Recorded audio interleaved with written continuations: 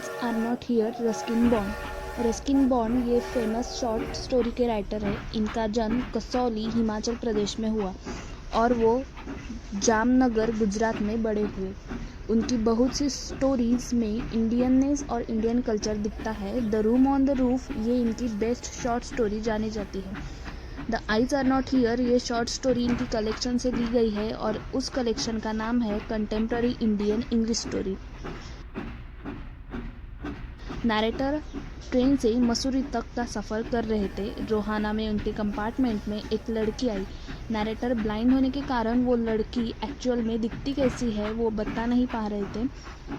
Narrator को उस लड़की की आवाज़ और उस लड़की के स्लीपर्स की आवाज़ बहुत पसंद आई।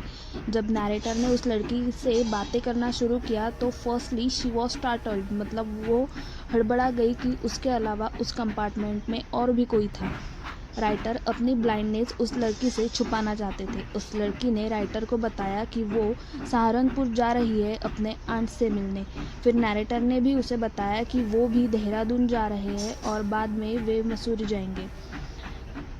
फिर बाद में उस लड़की ने अपना मसूरी के बारे में प्यार दिखाया। बाद में नरेटर ने बताया कि मसूरी को जाने के लिए अक्टूबर सबसे बेस्ट मंथ है।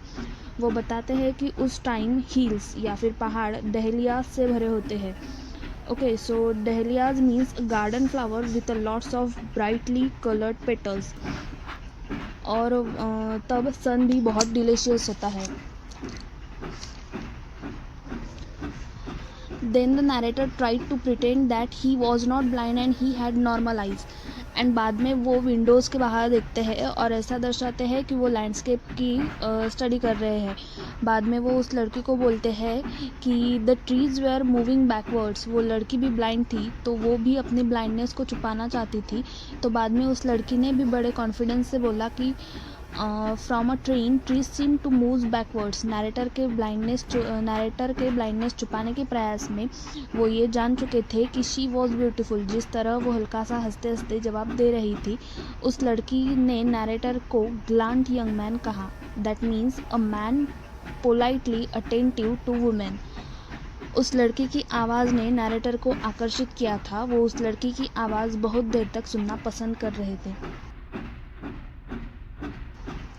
सहारनपुर आते ही वो लड़की कंपार्टमेंट से उतर गई। उसकी आंट उसको लेने आई थी। नरेटर बताते हैं कि life is a journey in which meeting and departing become painful. मतलब जीवन ये एक सफ़र है जहाँ पे मिलना और बिछड़ना बहुत दुखद होता है। नरेटर बताते हैं कि वो लड़की तो चली गई थी but the perfume was her hairs was lingering in the compartment. तो नरेटर को तो आदत थी ही कि चीज़ों को वो गेस कर सके। तो नरेटर को लगा कि she must have a beautiful face. तो अभी उनका ये गेसिंग कंफर्म करने के लिए उन्होंने जो आने वाले पैसेंजर है उनको उस लड़की के बारे में पूछा। तो उन्होंने बोला कि वो लड़की पूरी तरह से ब्लाइंड थी। In this story, the girl was not only an interesting face but also an interesting character। वो अपनी ब्लाइंडनेस नरेटर से छुपा रही थी। Both of them try to fool each other by hiding their blindness। मतलब दोनों चाहते थे कि मैं ब्लाइंड हूँ ये पता ना चले।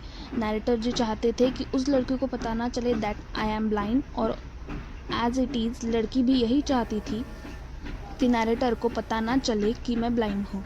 मतलब दोनों एक दूसरे को उल्लू बना रहे थे।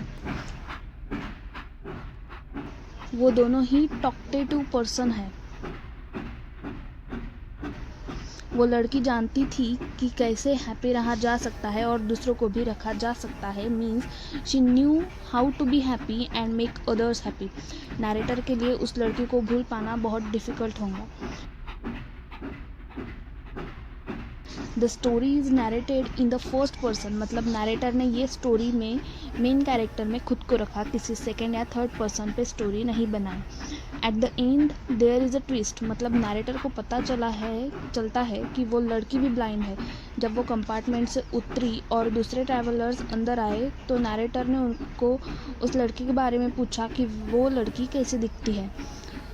तो वो नए ट्रैवलर्स ने बताया कि उन्होंने इतना कुछ नोटिस नहीं किया, बट उसकी आंखें नोटिस की, एंड उसकी आंखें बहुत ब्यूटीफुल थी, but they were no use to her because she was completely blind. This twist of Ruskin Bond makes the story interesting further. It is deeply touching story.